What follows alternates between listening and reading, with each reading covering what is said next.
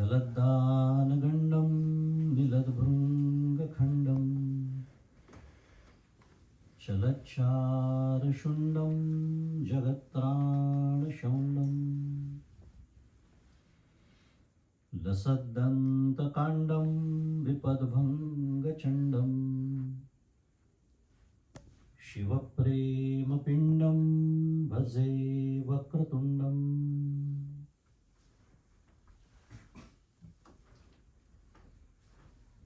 अहं निर्विकल्पो निराकाररूपो विभुर्व्याप्य सर्वत्र सर्वेन्द्रियाणां सदा मे समत्वं न मुक्तिर्न बन्धः चिदानन्दरूप शिवोऽहं शिवोऽहम् चिदानन्दरूप शिवोऽहं शिवोऽहम्।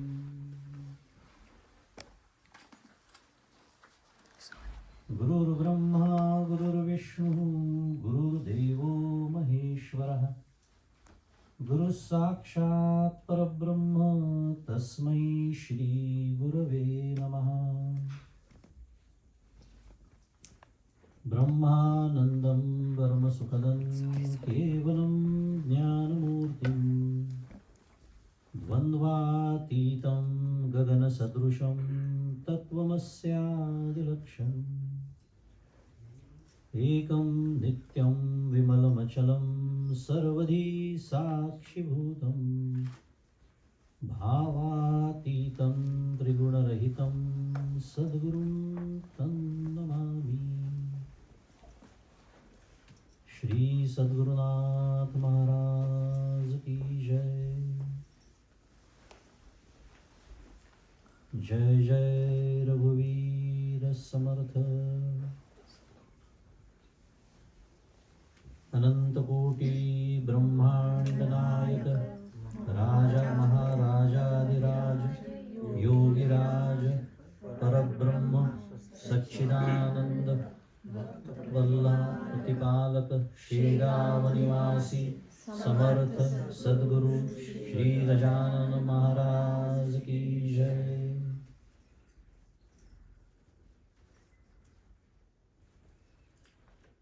तुम्ही नामस्मरण करताना गणगण गणात बोते करा 2-4 मिनिटं करूया आपण रोचना करा सुरुवात करा।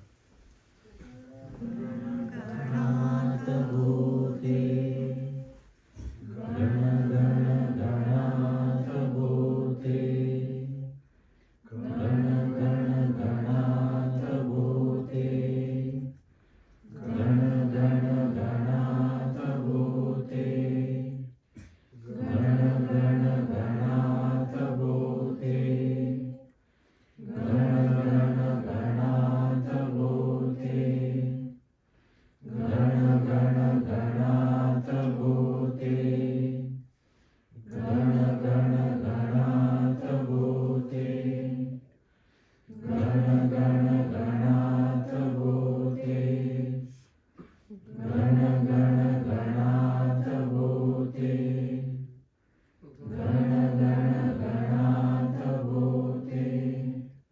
गण गण गणात बोते गण गण गणात बोते गण गण गणात बोते गण गण गणात बोते गण गण गणात बोते गण गण गणात बोते।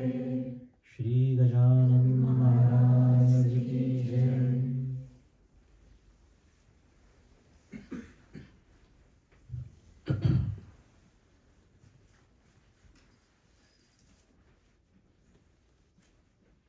श्री गजानन महाराज माझे सद्गुरू परमपूज्य डॉक्टर श्रीकृष्ण दत्तात्रय देशमुख उपाख्य परमपूज्य डॉक्टर काका परमपूज्य मंदाताई गंधे या सर्वांच्या श्रीचरणी शिरसाष्टांग वंदन करतो। तुम्ही श्रोते जगदीश मूर्ती तेथे माझी व्युत्पत्ती किती बुद्धिहीन अल्पमती सलगी करीतो श्रीराम. तुम्हा सर्वांना सप्रेम अभिवादन.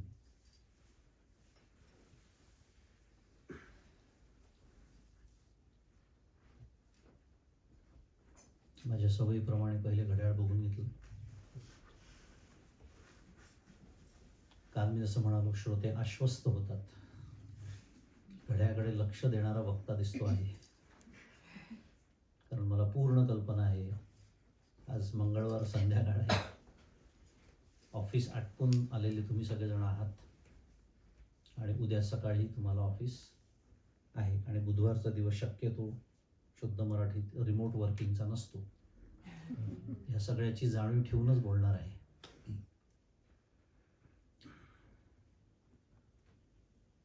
श्री गजानन विजय असा विषय आज आपल्या प्रवचनाचा आहे. कोणी कोणी हा ग्रंथ वाचलाय? हात वर करा.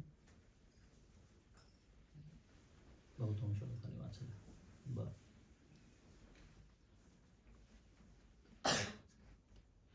आणि श्री गजानन महाराजांचा भक्त परिवार जगभर पसरलेला आहे. आपल्या सर्वांनाच माहिती आहे, सर्व विदित अशी ती गोष्ट आहे. पण आपण स्वतः सर्वजण अमेरिकेत बसलेलो आहोत. अमेरिकेसारख्या एका सुदूर प्रदेशामध्ये म्हणूया, पण सर्व ठिकाणी गजानन महाराजांचा भक्त परिवार आहे, त्यांची देवळं आहेत, त्यांच्या उपासना चालतात इत्यादी. आणि या सर्व गोष्टींना आधार, एक फार मोठा आधार कशाचा असेल तर या ग्रंथाचा आधार आहे. श्री गजानन विजय महाराजांचं चरित्र आपल्याला माहिती आहे. अनेक ठिकाणी त्याचं पारायण केलं जातं. अर्थात संपूर्ण ग्रंथ मोठा ग्रंथ आहे, हा विषयच खूप मोठा व्यापक आहे. त्यामुळे आपल्या नेहमीच्या पद्धतीप्रमाणे कुठल्या तरी बंदिस्तीमध्ये, चौकटीमध्ये आपल्याला विचार करावा लागणार आहे, कारण आपल्याकडे वेळ मर्यादित आहे. म्हणून बघूया ती बंदिस्ती काय आहे, चौकट काय आहे इत्यादी. पण तत्पूर्वी एक थोडं प्रास्ताविक मला बोलावंसं वाटतं, विशेषतः या विषयावरती आपण बोलत असल्यामुळे. आणि माझा जो काही अनेक वर्षांचा अनुभव आहे त्याच्यावर आधारित हा ग्रंथ ज्या संस्थेने लिहून घेतला आणि प्रकाशित केला ती श्री गजानन महाराज संस्था शेगाव, आपल्या सगळ्यांना माहिती आहे. ती संस्था आणि स्वतः महाराज, स्वतः गजानन महाराज यांनी खूप प्रमाणामध्ये वारकरी संप्रदायाचा प्रचार आणि प्रसार केला, समर्थन केलं. हे किती जणांना माहिती आहे? माहिती नसतं आपल्याला. काही अपवाद आहेत इथे, पण खूप जणांना माहिती नसतं. गजानन महाराज परिवारातल्या लोकांना माहिती नसतं. म्हणून मला तिथून सुरुवात करायला आवडते. प्रास्ताविक मी म्हणालो, पण महत्वाचा भाग आहे हा. कारण वारकरी शिक्षण संस्था स्थापन केलेली आहे शेगाव महाराज, आपलं गजानन महाराज शेगाव ही जी संस्था आहे, हे जे संस्थान आहे, शंकर पाटील मला वाटतं ते आता नाही आहेत, फार अप्रतिम कार्य त्या संस्थेचं आहे. आपल्याला माहिती आहे सर्वांना. आपण बहुतेक जण शेगावला जाऊन आलेलो असू, तिथली सगळी व्यवस्था बघितलेली असू. मुद्दा माझा एवढाच आहे, ते कार्य तर आपल्याला दिसतंच, ते तर आहेच, ते तर प्रमुख कार्य त्यांचं आहे. पण वारकरी संस्था स्थापन केलेली आहे. यात्रेला त्या दिंड्या येतात, त्यांना ते काही भजनाचे टाळ म्हणा, वीणा म्हणा, हे सर्व गोष्टी त्या नियमांची, त्यांचे नियम आहेत, त्या अटींची पूर्तता झाली त्या गोष्टी त्यांना ते देतात. भक्तांना यात्रा घडावी म्हणून श्री क्षेत्र पंढरपूर आहे, आळंदी आहे, अशा ठिकाणी यात्रा ते काढतात. विवेकानंद ध्यान केंद्र, काय म्हणालो मी? पहिली गोष्ट विवेकानंद, दुसरी गोष्ट ध्यान केंद्र. हे सगळं मी तुमच्यासमोर का मांडतोय? आपल्याला जे झापड लावण्याची सवय लागलेली आहे, थोडं स्पष्ट बोलतोय मी, कारण मी हे अनुभवातून बोलतोय म्हणून सांगतोय. त्याला दुसरा एक शब्द वापरतो, संप्रदायाच्या भिंती उभं करण्याची सवय लागलेली आहे आपल्याला. आणि हे हिंदू समाजासाठी फार घातक आहे. संप्रदाय असतोच, असलाच पाहिजे, त्यात काहीच वावगं नाही आहे. तुम्ही सांगू शकता हो आम्ही गजानन महाराज संप्रदायातले आहोत, उद्या कोणी म्हणेल मी गोंदवलेकर महाराजांच्या संप्रदायातला आहे, हा म्हणेल मी वारकरी संप्रदायातला आहे, ती म्हणेल मी समर्थ संप्रदायातली आहे, काहीच बिघडत नाही. संप्रदाय असतातच, असलेच पाहिजे. त्या संप्रदायाचं एक आराध्य दैवत असतं, त्या संप्रदायाचा एक ग्रंथ असतो, आजचा विषयच आहे आपला, त्या संप्रदायाची एक साधना पद्धती असते. या सर्व गोष्टी बरोबरच आहेत, त्या तशाच असल्या पाहिजे, पण त्याला भिंतीचं स्वरूप येतं कामा नये. आणि त्याच्यासाठी म्हणून मी सप्रमाण तुमच्यासमोर मांडतोय की ती संस्था, ज्या संस्थानाच्या कृपेमुळे आपल्याला तो ग्रंथही उपलब्ध आहे आणि शेगावला जाऊन दर्शन घेण्याची सोय पण आहे, ते स्वतः वारकरी संप्रदायासाठी एवढं सगळं करतात. ज्ञानेश्वरी, दासबोधासारखे ग्रंथ ते वाटतात. म्हणजे मी एक फक्त प्रश्न तुमच्या समोर पुढे ठेवतो आणि पुढे जातो. आपण सर्वजण, मी स्वतःला जर गजानन महाराजांचा भक्त समजत असेल तर हे सर्व मी कशासाठी बोललो की जर महाराजांची जर अपेक्षा असेल तर मी ज्ञानेश्वरी वाचायला नको का? मग मी दासबोधच अभ्यास करायला नको का? का फक्त गजानन महाराजांचा श्री गजानन विजय ग्रंथ वाचला की माझं काम संपलं, माझी जबाबदारी संपली अध्यात्म परमार्थाच्या संबंधी? हे चुकीचे विचार आहेत. आणि या भिंती उभ्या राहतात आणि त्याचा परिणाम काय होतो माहिती आहे? आपल्या परिवाराचा कार्यक्रम नाही, तो कशाला जायचं? परिवाराचा प्रश्न नाही, पारमार्थिक कार्यक्रम आहे ना. माझ्या पारमार्थिक उन्नतीसाठी मला जर काही तिथून मिळणार असेल, चार गोष्टी शिकायला, जायलाच पाहिजे. आणि तसंच इतर लोकांनी पण यायला पाहिजे. मी दुसऱ्यांदा या विषयावरती बोलतोय, मागच्या वेळेला एकदा कुठेतरी बोललो होतो, पण जाणीवपूर्वक हा विषय मी निवडतोय कारण या निमित्ताने मला या परिवाराशी बोलता येतं. असाच विषय घेऊन मी गोंदवलेकर महाराज परिवाराशी पण बोलतो. इतरही काही परिवार आहेत, कुठल्याही परिवारातले तुम्ही, असं मी जसं म्हणालो. माझ्या सद्गुरूंचं वाक्य बोलतो आणि पुढे जातो. हा विषय, प्रस्तावना संपवतो की खरा विचार केला म्हणजे उत्तर दिलं की गजानन महाराज संप्रदायाचे मी आहे किंवा मी समर्थ संप्रदायाचा, बिघडत नाही, पण मनामध्ये असावं माझा संप्रदाय एकच आहे, तो अद्वैत तत्वज्ञानाचा आहे. अजून साध्या भाषेत आमची मोक्षाची पार्टी आहे, संपला विषय. आमची पार्टी कशाची आहे? मोक्षाची आहे. मार्ग आमचा हा आहे, तुमचा मार्ग तो असू दे ना, बिघडत काहीच नाही. पण श्रीमद आद्य शंकराचार्यांनी जो मार्ग प्रस्थापित केला, प्रतिष्ठित केला, असं नव्हतं की अद्वैत तत्वज्ञान आधी मांडल्या नव्हतं गेलं, ते तो उपनिषदांपासून आहे, पण त्यांनी तो प्रतिष्ठित केला, सुप्रतिष्ठित केला आणि त्यांना आपल्या सर्व संतांनी अनुसरलेला आहे. स्वतः ज्ञानेश्वर महाराज ज्ञानेश्वरीत म्हणतात, भाष्य करा ते वाट पुसतू. ती आपली पार्टी आहे. एवढं प्रास्ताविकामध्ये बोलतो, पुढे जाऊया.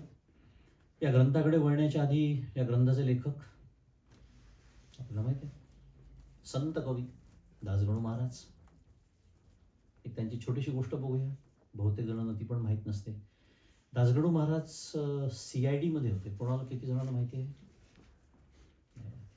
पोलीस दलामध्ये होते. फार वेगळं आयुष्य होतं त्यांचं. आपल्याला जे दासगणू महाराज म्हणून माहिती आहे, त्यांचं पूर्वायुष्य फार वेगळं होतं. त्यांच्या सवयी फार वेगळ्या होत्या, तिथे बसून सांगण्याची आवश्यकता नाही आहे. पण एका कुठल्या तरी कुख्यात डाकूला पकडण्याची त्यांच्यावर तेव्हा जबाबदारी होती पोलीस म्हणून.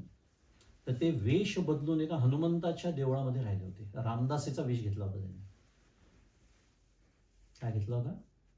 वेश घेतला होता. वेशभूषा फक्त बदलली होती, पण केवळ वेशभूषा बदलण्याचा परिणाम पहा, त्या पोलीस अधिकाऱ्याचं रूपांतर दासगणू महाराजांमध्ये झालं, की ज्या आधुनिक महिपती म्हणून ओळखले जातात. ते त्यांचं चरित्र आहे, वाचून घ्या कुठे मिळालं तुम्हाला. असे दासगणू महाराज एवढा अप्रतिम ग्रंथाची निर्मिती केल्यावरही स्वतःकडे त्याचं श्रेय घ्यायला तयार नाहीत.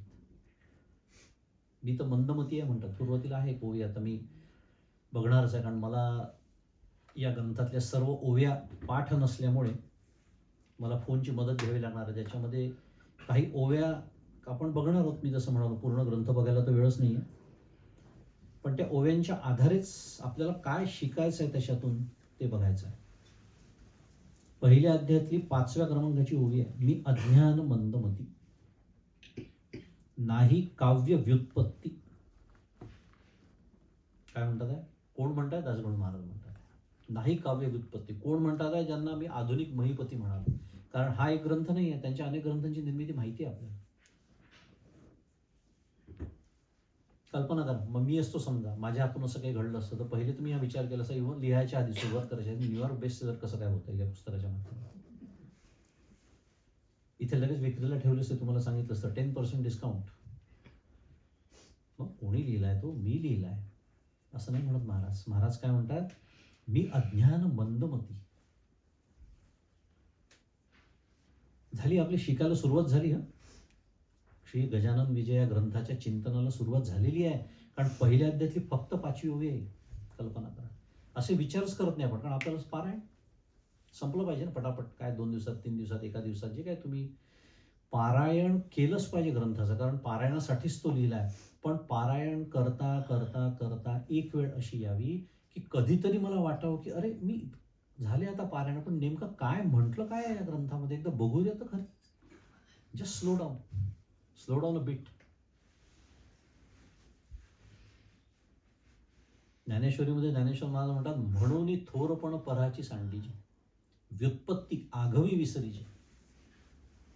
समजताय ना? मराठी हे समजायला सोपं आहे, ही ओवी समजायला सोपी आहे. व्युत्पत्ती आघवी विसरीचे. तुम्ही कोण आहात, काय आहात, डबल PhD आहात, स्टार्टअपचे CEO आहात, बिलिनियर आहात, नथिंग मॅटर्स. बरं, हे तरी कशासाठी करायचं आहे? तर जे जगा धाकुटे होईचे ते जवळ माझे. भगवंताची प्राप्ती जर तुम्हाला पाहिजे असेल, परमात्म्याची प्राप्ती करून घ्यायची असेल, तर भगवंत स्वतः सांगतात आहे, जे जगा धाकुटे होईचे ते जवळीक माझे. त्याचं कारण आहे, आधीच्या ओवीत ज्याचा उल्लेख केला, जी व्युत्पत्ती, जो थोरपणा, हे सर्व अहंकार आहेत. आणि जर परमेश्वर किंवा भगवंताच्या प्राप्तीच्या आड जर एकच गोष्ट कुठली येत असेल ना आपल्या सर्वांच्या अंतःकरणात, तर ती अहंकार हीच आहे. असं हे वाक्य ऐकल्याबरोबर आपल्याला काय वाटतं? This is not my problem statement. मला नाही अहंकार वगैरे असं वाटतं की नाही?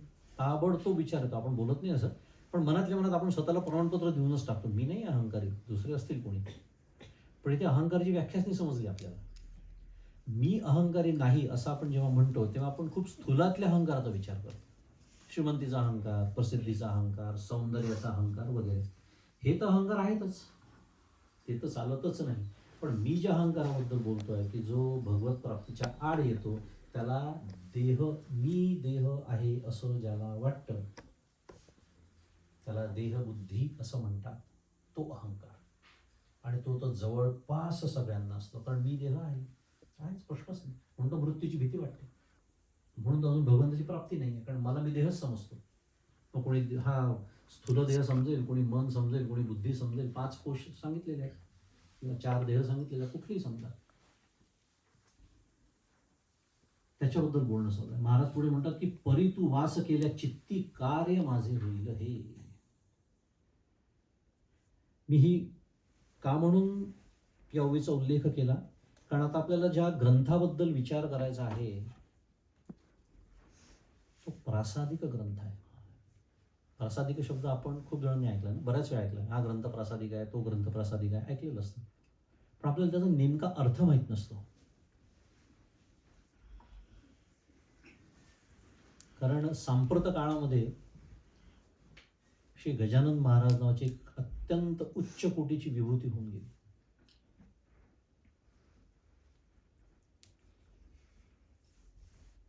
फेब्रुवारी 1878 साली महाराज प्रकट झाले शेगावमध्ये. तोही अपभ्रंश म्हणतात त्या गावाचं, त्याचं नाव शिवगाव असं होतं. अपभ्रंश शेगाव ते ग्रंथातच दिलेलं. आणि 8 सप्टेंबर 1910 रोजी समाधी घेतली महाराजांनी. विचार केला तर काय, इन 32 वर्षाचा हा काळ, हे जे संपूर्ण चरित्र आपल्यासमोर उभं आहे, असा विचार, असं चिंतन करायचं असतं की महान विभूती का? अरे 32 वर्षामध्ये आपण काय करू शकतो विचार करा. ठीक आहे, महाराजांच्या लहानपणापासूनच आपण बोलत नाही. महाराज जेव्हा प्रकट झाले तेव्हा काय त्यांचं वय दिलं असेल, तरुण वयामध्ये होते म्हणूया. पण इनमिन 32 वर्षामध्ये ही अवघी लीला आपल्यासमोर आहे. आणि ती सुद्धा दासगणू महाराज म्हणतात त्याप्रमाणे जे सांगितलंय त्या चरित्रात तेवढ्याच त्यांच्या लीला नव्हत्या. जेवढं शक्य झालं, काही महत्वाच्या ज्यातनं आपल्याला काही शिकता येईल असं त्यांना वाटलं तेवढेच प्रसंग दिलेले आहेत. पूर्वाश्रमाचे फार विद्वान वेदांगवित असे तेलंग ब्राह्मण ते होते असं वर्णन आहे. असा हा श्री गजानन विजय ग्रंथ, आणि मी म्हणालो की हा प्रासादिक आहे. प्रासादिक ग्रंथ म्हणजे काय? प्रासादिक ग्रंथाचे काही 3-4 निकष असतात किंवा अर्थ असतो. एखादा ग्रंथ प्रासादिक आहे, आता श्री गुरुचरित्र मगाशी उल्लेख झाला, प्रासादिक ग्रंथ आहे. म्हणजे नेमकं काय? तर त्याच्या पारायणाने, त्याच्या अध्ययनाने, त्याच्या चिंतनाने प्रसाद प्राप्त होतो, निश्चितपणे होतो. इथूनच श्रद्धेला सुरुवात होते. या श्रद्धेसह त्या ग्रंथाचं पारायण करायचं. आणि असं तरी का होतं? कारण तो ग्रंथ प्रासादिक आहे, आणि प्रासादिक आहे याचा अर्थ विचार केला तर ती मानवी कृती नाहीच आहे. तो ग्रंथ करवून घेतला गेलेला आहे. म्हणून तर तो लेखक सुद्धा स्वतःकडे त्याचं श्रेय घेत नाही. कुठलेही हे जे ग्रंथ आहेत, आपण जेव्हा ग्रंथ प्रासादिक आहे म्हणतो, तिथे कर्तृत्व भावनेने निर्माण झालेला तो ग्रंथ नसतो. दुसऱ्या भाषेत तो प्रसाद आहे, तो ईश्वराचाच प्रसाद आहे. माध्यम इथे दासगणू महाराजांचं आहे, तिकडे माध्यम नामधारकाचं आहे त्या गुरुचरित्रामध्ये. ह्याला म्हणायचं प्रासादिक ग्रंथ. मी जेव्हा एखादं काहीतरी लिहितो, 4-5 ओळी कुठेतरी पांढऱ्याचं काळं करतो, त्याला लेख म्हणा, पुस्तक म्हणा, ग्रंथ म्हणा, काय वाटेल ते म्हणा, ते म्हणून प्रासादिक नसतं. का? कारण कर्तृत्व भावनेने मी केलं. 10 जणांना सांगतो मी, नुसते एक लेख लिहिला तर 50 जणांना सांगत फिरतो, मी वाचला का माझा लेख, इथे छापल्या गेलेला, त्याला प्रासादिक नाही म्हणत. म्हणून त्यातनं सगळ्यांचं शाश्वत हित होतच नाही, कारण त्याच्यामध्ये स्वार्थ आहे. मनुष्य बुद्धी, मनुष्याच्या बुद्धीमध्ये दोष असतात, अनेक दोष आहे. मला आता हे सगळं सांगायला तर वेळ नाही, पण म्हणून मनुष्याची जी कृती असते ना, त्याच्यामध्ये ती अपूर्ण असते, त्याच्यामध्ये दोष राहूनच जातात. आणि त्यात एक मुख्य दोष आहे, तो स्वार्थ आहे. मग तो प्रसिद्धीचा स्वार्थ असेल, जसं मगाशी गमतीने म्हणालो, न्यूयॉर्क बेस्ट सेलर होण्याचा स्वार्थ असेल, पैसे कमवण्याचा स्वार्थ असेल, जे काय असेल ते. हे काहीही दोष नसलेला जो ग्रंथ असतो ना, तो प्रासादिक ग्रंथ आहे. आणि एखाद्या ग्रंथाचं, पारमार्थिक ग्रंथाचं किंवा आध्यात्मिक ग्रंथाचा अभ्यास कसा करावा, अध्ययन कसं करावं, किंवा तो आध्यात्मिक ग्रंथ आहे, पारमार्थिक ग्रंथ आहे, याचे काही निकष असतात. पहा, तुम्ही काही जण पारायण केलेले आहात त्या ग्रंथाचे, पण आज आपला उद्देशच तो आहे. एक वेगळी दृष्टी घेऊनच आपल्याला जायचं आहे इथून. त्याच ग्रंथ तोच आहे. उद्या तुम्ही पारायणाला बसाल, ग्रंथ तोच राहणार आहे, दृष्टी बदलणार आहे. आता कोणते निकष असतात? एक निकष असतो, त्याला षडलिंग असं म्हणतात. लिंग म्हणजे चिन्ह. 6 चिन्ह असतात त्याची, 6 क्रायटेरिया शुद्ध मराठीत. दुसरे काय, त्याला अनुबंध चतुष्टय असं म्हणतात. अनुबंध, अनु याचा अर्थ मागे मागे जाणे, अनुसरण म्हणतो. अनुसरण शब्द माहिती असतो आपल्याला मराठीत. तसं बंध म्हणजे चौकट, बंदिस्ती. त्या एखाद्या बंदिस्तीचा मागोवा घेत तो ग्रंथ जातो, त्याला म्हणतात अनुबंध. आणि असे चतुष्टय म्हणजे 4. कोणते 4? त्याच्यामध्ये अधिकारी आहे, त्याच्यात विषय आहे, त्याच्यामध्ये प्रयोजन आहे म्हणजे फल त्या ग्रंथाचं, आणि संबंध. कशासाठी बोललो मी? आता या ग्रंथाचे अनुबंध चतुष्टय आपण बघूया 1-2 मिनिटांमध्ये आणि पुढे जाऊया. आता या ग्रंथाचा अधिकारी म्हणजे जरा हे शब्द कठीण असतात, आपल्याला सवय नसते, पण आता आपण काही लोक IT इंडस्ट्रीमधले असतील किंवा वेगळेही तुम्ही क्षेत्रातले असाल, एखादं मॅन्युअल असतं किंवा एखादं पुस्तक असतं, त्या क्षेत्रातली आपण पुस्तकं वाचतो, तिथे आधी काय दिलं असतं सुरुवातीला? किंवा कॉलेजमध्ये, इथे मला काही तरुण मुलं दिसतात आहे कॉलेजमध्ये, there is some pre qualification, right? You are suppose to be pre qualified to take that subject. त्याच्यात दिलेलं असेल तुमचा आधी या 4 ग्रंथांचा अभ्यास झालेला असला पाहिजे, तर तुम्ही हा विषय घेऊ शकता. बरोबर, बस त्याला म्हणायचं अधिकारी. संपलं. म्हणजे विचार केला, आता पुन्हा खूप मुद्दे आहेत, पण जाता आता काही गोष्टी बोलतो मी. कल्पना करा, हे तर मी गजानन विजयबद्दल बोलतोय, तसा तो सांप्रत काळातला ग्रंथ आहे. असे आपले हजारो वर्षांपूर्वीचे ग्रंथ आहे ज्याच्यामध्ये इतक्या शुद्ध मराठीत सिस्टमॅटिक पद्धतीने विचार केलेला आहे. आपल्याला माहीत नसतं, फक्त आपल्याला असं वाटतं की हे फक्त मॉडर्न सायन्सची जी पुस्तक असतात ना त्याच्यामध्येच असतं प्री क्वालिफिकेशन वगैरे. नाही, तिथे पण सुरुवातच अधिकार आहे. आणि मग या ग्रंथामध्ये संत चरणी ज्यांचा हेत, पहिल्या अध्यायातली 38 क्रमांकाची ओवी आहे. ज्यांना पाठ असतील त्यांना तर लगेच आठवतील. संत चरणी ज्यांचा हेत, त्यांचा ऋणी रुक्मिणीकांत. आता लक्ष द्या, आता अधिकारी सांगतात आहेत, मलरहित करा चित्त. हा या ग्रंथाचा अधिकारी आहे. आणि अधिकारी म्हणजे अधिकारी नसेल एखाद्या गोष्टीचा तर त्याचं फल मिळत नाही. You are not qualified enough. आणि हे कोण सांगतात? स्वतः दासगणू महाराज सांगतात, ज्यांनी हा ग्रंथ लिहिला ते सांगतात आहे, मलरहित करा चित्त. याचा अर्थ या ग्रंथाचा अधिकारी कोण आहे? ज्याचं चित्त मलरहित झालेलं आहे. बरं, मलरहित म्हणजे तरी काय? Impurities of mind. बरं, ते तरी कसं ओळखायचं की माझ्या चित्तात मल आहे का नाही आहे? निषिद्ध कर्माची वासना म्हणजे मल. आपल्या चित्तामध्ये 3 प्रकारचे दोष असतात. एक मलदोष, एक विक्षेप दोष आणि शेवटी एक आवरण दोष असतो. त्यातला हा पहिलाच आहे, मलदोष. म्हणजे आपलं चित्त अत्यंत अशुद्ध आहे. आणि माझं चित्त अशुद्ध आहे कशावरून ओळखायचं? तर मला निषिद्ध कर्माची वासना आहे काय? प्रत्येकाने आपापलं तपासायचं. परमार्थामध्ये, परमार्थ हा स्वतःच्या अभ्यासाचा विषय आहे. दुसऱ्याचा अभ्यास नाही करायचा. दुसऱ्याचा अभ्यास जिथे केला जातो त्याला प्रपंच असं म्हणतात. ते बघा, तिला शोभतं काय असं बोलणं, ते बघा काय घालून आली आहे, ते बघा कशी बोलते आहे, हे सगळं झालं, प्रपंच सुरू झाला. मला हे शोभतं का असा विचार सुरू झाला की परमार्थ सुरू झाला. आपापला अभ्यास करायचा अंतःकरणाचा. होते का माझी निषिद्ध कर्माकडची वासना? जे शास्त्र सांगतं करू नको, हे बघू नको, मला बघावंसं वाटतं का? हे वाचू नको, मला इंटरनेटवर जाऊन ते वाचावंसं वाटतं का? कोणाचं लक्ष नाही असं बघून काही गोष्टी मी बघतो का? हे सगळं आपला आपला आपण अभ्यास करायचा. आणि ज्या प्रमाणात मी ते जास्त करतो त्या प्रमाणात माझ्या चित्तामध्ये मलदोष आहे, तेवढ्या प्रमाणात मी गजानन विजय ग्रंथाचा अधिकारी नाही. याच्यातच दिलेलं आहे.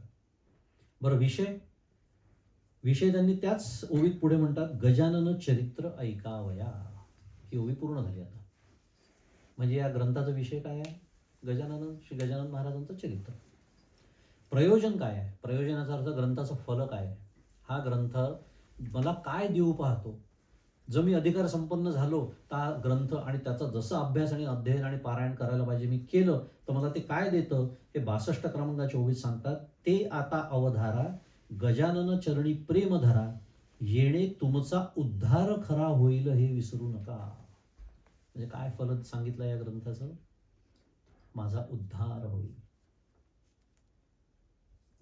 रामरक्षेच्या शेवटी काय म्हटलंय? उद्धार कर असंच म्हटलंय. आणि पुढच्या ओवीत म्हणतात, पुढच्या नाही, 253 क्रमांकाची ओवी आहे की स्वस्ती श्री दासगणू विरचित. ही 21व्या अध्यायातली ही शेवटची ओवी आहे. 21 अध्यायांचा ग्रंथ आहे, आपल्याला माहिती आहे. शेवटची ओवी आहे बरं का. स्वस्ती श्री दासगणू विरचित हा श्री गजानन विजय नामे ग्रंथ, नौका होवो भाविकांप्रत भवसिंधू तरावया म्हटलेलं. म्हणजे दोन्ही या ओव्यांमध्ये काय म्हटलंय? उद्धार होईल तुमचा. आणि या ओवीमध्ये म्हणतात भवसिंधू तरावया. हा जो भवसागर आहे, हा जो प्रपंच आहे, हा तरुण जाण्या, तुम्ही तरुण जाल हे फल आहे या ग्रंथाचं. बरं, भवसागर तरुण जाणं म्हणजे काय?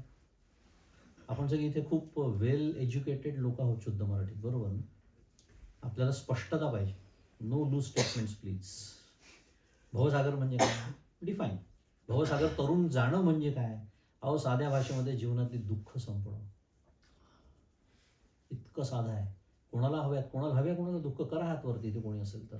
एक महाभारतात तिथे होती जिने मागून घेतली दुःख, माहिती आहे आपल्याला कथा. पण या जगात असा एकही मनुष्य नाही जो म्हणतो मला दुःख पाहिजे. प्रत्येकाला सुख पाहिजे आणि दुःख नको आहे, त्याची दुसरी बाजू आहे. मग मिळाली का सुख? हवी तेवढी, हवी तशी, हवी तेव्हा मिळाली का सुख? निर्भेळ सुख मिळालं का आपल्याला की जे दुःखाचा त्याच्यात लवलेशही नाहीये? शुद्ध मराठीत पुन्हा युनॅनिमस ॲन्सर नाही मिळालं हेच आहे. याचाच अर्थ आपण भवसागरात गटांगळ्या खातो आहे. आणि भवसागर तरुण जाणं याचा अर्थ सुखी होणं नव्हे. बाय द वे, आता काही शब्द दाता आता सांगून टाकतो. कारण जो सुखी होतो त्याला दुःखी व्हावंच लागतं असा वेदांत शास्त्राचा सिद्धांत आहे. आणि त्या सिद्धांताची गरजच नाही आहे, कारण माझं स्वतःचं चरित्र मला ते सांगत आहे. कारण आजतागायत मी सुखी होण्याचाच तर प्रयत्न करतो आहे.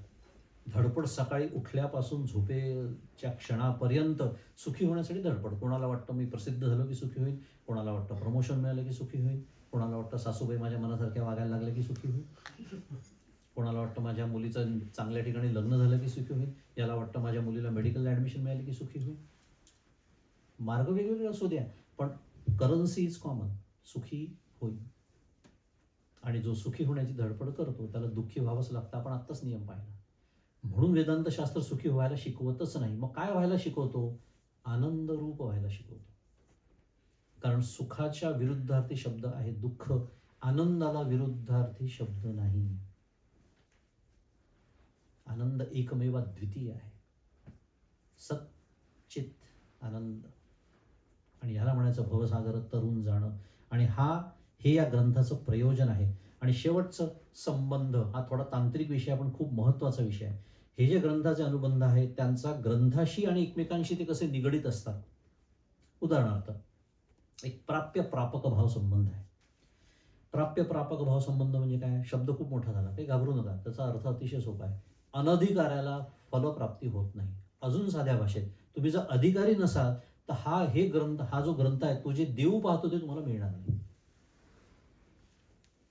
कुठे म्हटलंय असं? 21व्या ओवीतच 21व्या अध्यायात 222व्या ओवीत म्हटलंय, येथ जो अविश्वास धरी तो बुडेल निसंशय. ज्याचा विश्वासच नाही आहे, ज्याची श्रद्धाच नाही आहे गजानन महाराजांवरती, ज्याची धर्मशास्त्रावरती अध्यात्मशास्त्रावरती श्रद्धा नाही, म्हणजेच मगाशी बोललो ते चित्तामध्ये प्रचंड प्रमाणात मलदोष आहे, त्याला फलप्राप्ती नाही आहे. पुढे कर्तृकर्तव्य भाव संबंध असतो की अधिकाऱ्याचं विषयासंबंधी कर्तव्य काय आहे. महाराज म्हणतात पुन्हा 21व्या अध्यायात शेवटच्या की हा ग्रंथ ना कादंबरी, ती गजाननाची लीला खरी. आणि शब्द काय वापरलाय? लीला. खूप छान शब्द आहे. किती म्हणून म्हणलं ना, एकेका शब्दावर बोलावं तेवढं कमीच आहे. तेही सांगून टाकतो जाता जाता. संतांची काय म्हणतो आपण? लीला असते. किंवा गोपालकृष्णाची काय आहे? लीला आहे. प्रभू रामचंद्रांच्या काय आहेत? लीला आहे. पण लीला म्हणजे काय हो? अहो, लीला म्हणजे ते कर्म त्यांनी केलेलं. मग कर्म तुम्ही पण करतो. म्हणतात का माझ्या लीला? म्हणतात, पण गमतीने म्हणतात. मग असं का बरं होतं? माझ्या कर्मानं लीला नाही म्हणत, त्यांच्या कर्मानं लीला म्हणतात. तेच मी म्हटलं, किती प्रत्येक शब्दावर बोलावं तेवढं कमी आहे. थोडं शास्त्रीय भाषेत बोलतो, वेदांत शास्त्राच्या भाषेत. हे जे भगवंत जेव्हा अवतार घेतो किंवा संत हे अवतार घेतात मोठमोठाले, हे जशा विभूती मी म्हणालो, त्यांचा जो देह असतो ना त्याला लीला विग्रह म्हणतात. आणि आपल्या देहाला कर्म विग्रह म्हणतात. विग्रह याचा अर्थ देह असा होतो, शरीर असा होतो. म्हणजे काय? तर ते लीला करण्यासाठीच प्रकट होतात, म्हणून तर त्याला अवतार म्हणतात. एकाने ठरवलं रात्री 12 वाजता यायचं, एकाने ठरवलं दुपारी 12 वाजता यायचं, एकाने ठरवलं तुरुंगामध्ये जन्म घ्यायचा, एकाने ठरवलं राजप्रसादात जन्म घ्यायचा. कळतं ना मी कोणाबद्दल बोलतो? जिच्या पोटी जन्म घ्यायचा तिला दर्शन दिलेलं आहे जन्म घेण्याच्या आधी गोपालकृष्णाने. म्हणजे काय? लीला विग्रह याचा अजून साध्या भाषेत अर्थ सांगतो. प्रकट झाल्यानंतर, अवतार झाल्यानंतर, मी विशेषतः भगवंताचे जे अवतार आहे त्याच्याबद्दल बोलतो आहे, त्यांना आपल्या स्वरूपाचं विस्मरण नसतं. त्यांना माहिती आहे आपण कोण आहे, पूर्ण कल्पना आहे त्यांना आपल्या आध्यात्मिक स्वरूपाची, ब्रह्मस्वरूपाची. आणि म्हणून थोडंसं विषयांतर, हे जे जग आहे ना याला ब्रह्मतत्वावरचं विवर्त म्हणतात. विवर्त याचा अर्थ अध्यास असा होतो. अध्यास शब्द कठीण जात असेल तर एखाद्या गोष्टीवरती आपल्याला भास होतो. समजा मी बाहेर गेलो, आता संध्याकाळची वेळ आहे, पूर्ण अंधारी नाही, अंधार असेल तर काही दिसत नाही आणि पूर्ण उजेडी नाही आहे. अचानक मला असं वाटतं कोणीतरी एक माणूस तिथे लपून बसलाय. मग एकदम लक्षपूर्वक पाहत, अरे खोड आहे झाडाचं, माणूस काही नाही. असं होतं ना, अनेक वेळा भास होतो आपल्याला, साध्या भाषेत भास होतो. भास म्हणजे अध्यास, अध्यास म्हणजे विवर्त. झालं की नाही सोपं? मग हे जे संपूर्ण जगत आहे हाच अध्यास आहे. म्हणजे या जगातल्या सर्व गोष्टी कशा झाल्या? अध्यासिक झाल्या. पण परमपूज्य गुलाबराव महाराज, विदर्भातल्या दुसरे महान संत, ते भगवंताच्या देहाला अध्यास म्हणायला तयार नाहीत. ते म्हणतात विवर्त आहे, पण अनध्यस्त विवर्त आहे. का बरं अनध्यस्त आहे? कारण त्यांना त्यांच्या स्वरूपाचं संपूर्ण भान आहे, म्हणून तो लीला विग्रह आहे. आता आपल्या देहाकडे येऊ. बघा आपले चेहरे, म्हणजे घरी जाऊन बघा आरशामध्ये. कोणी दिला होता तुम्हाला पर्याय? Did you have a choice? का रे बाबा जन्माला यायचं आहे का तुला? मला तर नव्हतं विचारलं बाबा, तुम्हाला विचारलं असेल तर माहिती. मला हे नव्हतं विचारलं कोणत्या आई बाबाच्या पोटी जन्म यायचा. मी तर इलॉन मस्क सांगितलं असतं, मी नेहमी सांगतो. कटकटच नाही पैसा कमवण्याची. माझे सद्गुरू म्हणतात, जर चॉईस दिला असता तर प्रत्येक स्त्रीने अप्सरेचा देह आणला असता आणि प्रत्येक पुरुषाने गंधर्वाचा देह आणला असता. कारण आपल्या एक विधान आहे, म्हणजे कॉम्प्रिहेन्सिव्ह स्टेटमेंट, प्रत्येक मनुष्याला आपला देह काही ना काही कारणाने पसंत नाही. बरोबर आहे? त्याच्यासाठी आपण मेकॅनिककडे जातो ना. मेकॅनिक म्हणजे ब्युटी पार्लर म्हणायचं, की जे काय असेल ते थोडी डागडुजी करूनच घेते मी, थोडी बरी दिसेल म्हणजे जे काय. कारण बदलता तर येत नाही. आता तो एक विनोदी एक प्रसंग माझे सद्गुरू सांगतात, तो सांगायला आता वेळ नाही, पण अपूर्णता आहे थोडक्यामध्ये. कारण काय, the point I am trying to make, it's a choiceless existence. आणि म्हणून आपल्या देहाला कर्मविग्रह म्हणतात. पुढे जाऊया, फार वेळ नाही आहे वर्णन करायला. म्हणजे आपल्या पूर्वकर्मामुळे आपल्याला जन्म घ्यावा लागला. We are force to get birth. आणि तो आपल्या पूर्वकर्माप्रमाणेच, कारण आपण जीव म्हणून जेव्हा जन्माला येतो की नाही, तेव्हा आपण कोट्यावधी कर्म करून ठेवलेली असतात. आपल्याला माहित नाही, आपले जन्म आठवत नाही. बरं आहे, नाही आठवत. एकच सुधरत नाही या साध्या भाषेत. आठवले असते तर वेळेत झालो असतो आपण, आपले सगळे जन्म आठवले असते. बरं झालं, देवाची कृपा आपल्यावरती फार मोठी. मुद्दा, अनंत जन्मांमध्ये अनंत कर्म मी करून ठेवलेली आहेत. आणि त्या कर्मांमधली जी कर्म फलसन्मुख होतात, दॅट पॅकेज इज रेडी, तेवढे घेऊन आपण येतो. त्याला म्हणायचं प्रारब्ध दुसऱ्या भाषेत. आणि त्याच्याप्रमाणे ठरतं मला जन्म कुठे मिळणार, कोणत्या आई बाबाच्या पोटी, कधी. आणि त्याचा दुसरा अर्थ असा आहे, समजलं असेल, ते बोलायची भीती वाटते हो. तेवढ्यात कोणी ऐकलं देवाने तथास्तु वितस्तु म्हणलं तर काय करता. मी बोलतो, मला काही भीती नाही वाटत. मुद्दा आहे, जर जन्म माझ्या हातात नाही आहे, कुठे व्हावा केव्हा व्हावा हे माझ्या हातात नाही, हे टोक माझ्या हातात नाही आहे, दुसरं टोकही माझ्या हातात नाही आहे. केव्हा जावं, कुठे जावं, कसं जावं, हार्ट अटॅकने जावं का कॅन्सरने जावं का ॲक्सिडेंटने जावं, माझ्या हातात नाही. आणि त्याचा तिसरा अर्थ पण आहे, थोडे बोलतो, स्पष्टीकरणाला वेळ नाही, की जर दोन टोकं माझ्या हातात नाही आहे तर मधलं माझ्या हातात आहे कशावर. पण या भ्रमात जगत असतो मनुष्य. पुढे जाऊ. महाराजांनी प्रत्येक अध्यायाच्या सुरुवातीला मंगल केलेलं आहे. आता ज्ञानेश्वरीमध्ये उदाहरणार्थ काय, ज्ञानेश्वरीची सुरुवात, ओम नमोजी आद्या वेद प्रतिपाद्या जय जय स्वसंवेद्या आत्मरूपा.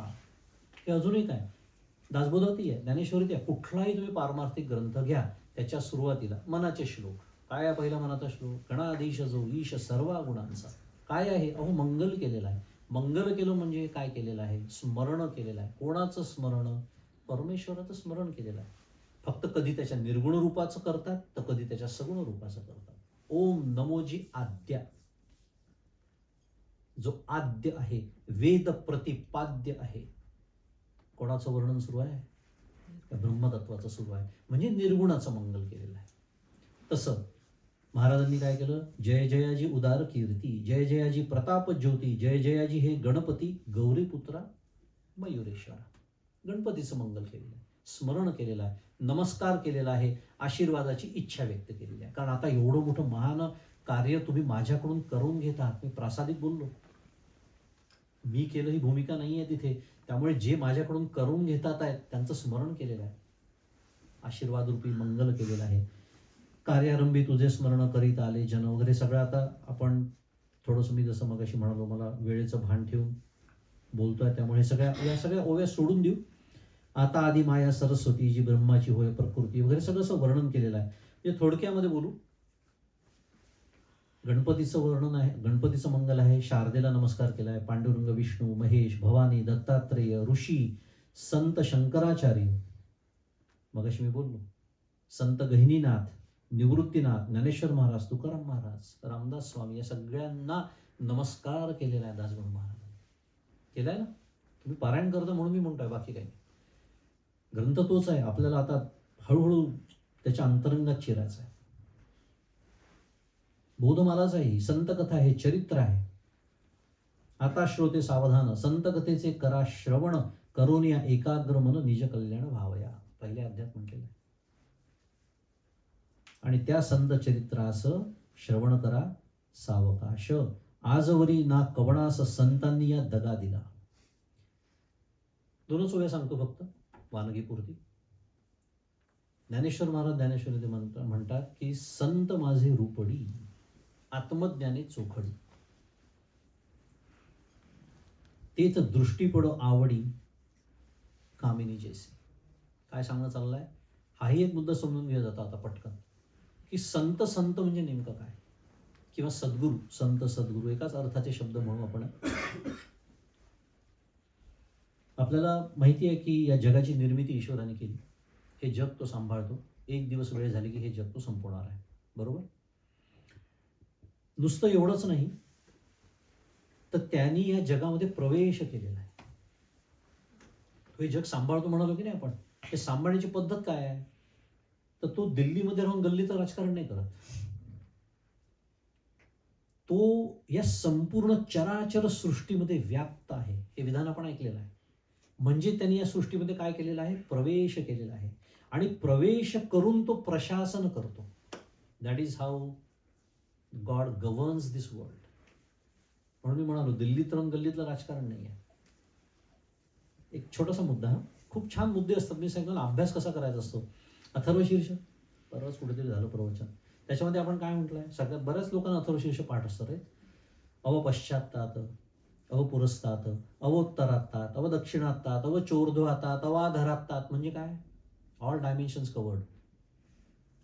त्या सर्व दिशांचा उल्लेख आहे, पण दिशांचा उल्लेख करून सांगणं काय चाललं आहे? काही नाही, प्रार्थना करणं सुरू आहे की माझी तू सर्व दिशांनी माझं तू काय कर? रक्षण कर. म्हटलेलं आहे की नाही अथर्वशीर्षामध्ये. मग मला सांगा, सर्व दिशांनी रक्षण कोण करू शकतो?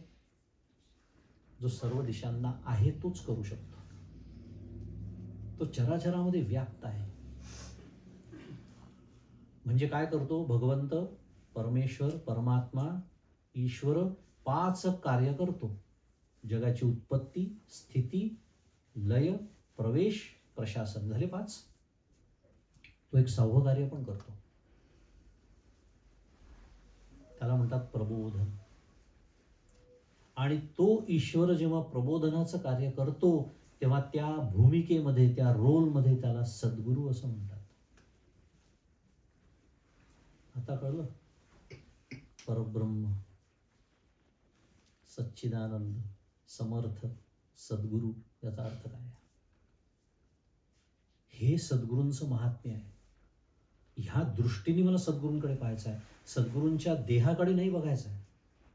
देहात दोष असू शकतात, ते म्हातारे झाले असतील तर ते थकलेलेच असणार आहे, ते वाकलेलेच असणार आहे, त्यांचे गुडघे बोलतच असणार आहे. पण ब्रह्मवेद ब्रह्मैव भवती, त्या देहामध्ये मी ब्रह्म आहे असा अनुभव घेतला गेलेला आहे, म्हणून ते देहासकट पवित्र आहेत माझ्यासाठी.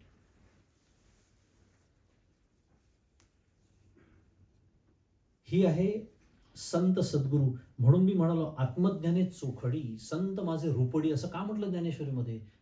गजानन महाराज ईश्वराचं स्वरूप काय आपल्यासाठी? ते कारण काय आहे? आज गजानन महाराज अस्तित्वात नाही म्हणून आपल्याला हे 100% समजणार नाही, पण ज्यांचे सद्गुरू देहात आहेत त्यांच्यासाठी तर हे अत्यंत महत्वाचं आहे. कारण आपण जाऊन त्या, आपल्याला तर ती मूर्तीच दिसते ना, संगमरवराची आहे का, सोन्याची आहे का, दगडाची, आपण त्याच्याकडे मूर्ती म्हणूनच पाहतो. आपण त्याच्याकडे महाराज म्हणून कुठे पाहतो? पण महाराज आज देहात असते, कल्पना करूया, हायपोथेटिकल एक्झाम्पल, तर आपल्याला पहिल्यांदा त्यांचा देहच दिसला असता. नाही, काय सांगणं सुरू आहे? तो ईश्वर जेव्हा प्रबोधनाचं कार्य करतो त्यांनी फक्त ते माध्यम निवडलंय. म्हणजे कोणीही असं, जे सद्गुरू संत आहेत ते फक्त ईश्वराचं कार्य करण्याचं माध्यम आहेत. माझे रूपडी, माझंच रूप आहे ते, पण मी येत नाही ना, कारण मी कधी येतो, युगात नाही एकदाच येतो. भगवंतांनी सांगून ठेवला, यदा यदा हि धर्मस्य ग्लानिर्भवति भारत. मग तो युगात एकदा येतो, मग या मधल्या काळातल्या आपल्यासारख्या जीवनाचा उद्धार कोण करणार? मग फ्रँचायझी मॉडेल. काय थोडंसं आजकालचे शब्द वापरले की जरा बरं वाटतं ना, वाटतं कुठेतरी हे 30,000 फुटावर चाललंय काहीतरी. काही नाही, फ्रँचायझी मॉडेल. भगवंताची फ्रँचायझी आहे ती, संत म्हणजे. पण त्याच्याकडे ते माध्यम तसं असावं लागतं, ते सांगणं चाललंय. पुढे जाऊया वेळेच्या मर्यादेत, कारण आपल्याला 21 अध्याय आपण बघणार नाही, घाबरू नका. मी जसं म्हणालो, मी घड्याकडे लक्ष ठेवणारा मनुष्य आहे. पण त्यातले 2-4 अध्याय आपण बघूया की कसं अभ्यास कसा करायचा असतो. थोडं पुरेसं आपल्याला उदाहरण म्हणून, मग तुम्ही तुमचा अभ्यासाला सुरुवात करू शकाल. आता तुम्ही डोळस दृष्टीने त्या ओव्यांकडे बघा, थांबा ना थोडंसं ती ओवी वाचताना, काही बिघडत नाही. 10 मिनिटं जास्त लागतील पारायणाला, पण थोडं थांबा, विचार करा काय म्हणतात आहे महाराज नेमका. आता 2ऱ्या अध्यायामध्ये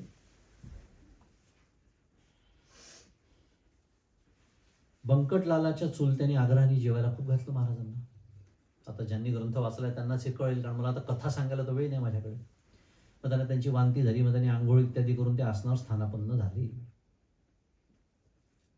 त्यांचं गणगण आहे, त्यांचं भजन हमेशा चाले, म्हणून लोकांनी दिले अभिधान गजानन तयाला. एक ओवी आहे त्याच्यामध्ये. जो स्वयमेव ब्रह्म झाला, नावरूप कुठून त्याला, नामरूपांचा गलबला प्रकृतीच्या आश्रय. असं अस्ति भाती प्रिया ठाई, योगेश्वर निमग्न राही, त्या आनंदा न वर्णवे काही, त्याची उपमा त्यालाच असे.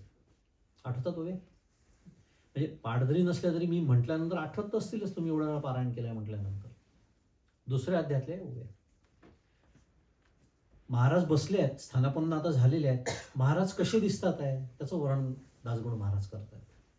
काय केलं वर्णन? अस्ति भाती प्रिया ठाई, योगेश्वर निमग्न राही. ते त्यांच्या सद्गुरूंचं वर्णन कसं करतात माहिती आहे? ब्रह्मानंदे सदा डुल्ल तू, सद्गुरूंचं वर्णन आहे. आपल्या आनंदामध्ये निमग्न असतात ते, अखंड त्या आनंदामध्ये ते असतात. आपल्यासाठी म्हणून ते देवभानावरती येतात. याच्या लीला महाराजांनी केल्या त्या आपल्यासाठी केलेल्या आहेत. कारण लीलाच जर केल्या नाही तर चरित्र उभं राहील का? मला तुम्ही सांगा. चरित्र जो उभं नाही तर आम्ही पारायण करायचं कशाचं? आमच्यासमोर आदर्श कोण आहे? कोणाकडे बघायचं आम्ही? कोणाचं अनुसरण आम्ही करायचं? हे वर्णन आहे. त्यामुळे जो शब्दज्ञाने पारंग तू, ब्रह्मानंदे सदा डुल्ल तू, शिष्य प्रबोधिनी समर्थू यथा उचितू निज भावे. एकनाथ महाराज म्हणतात आहे, सद्गुरूंचं वर्णन करतात आहे. सद्गुरू कसे असतात? तो शब्दज्ञाने पारंग तू. आता महाराज होते का नाही?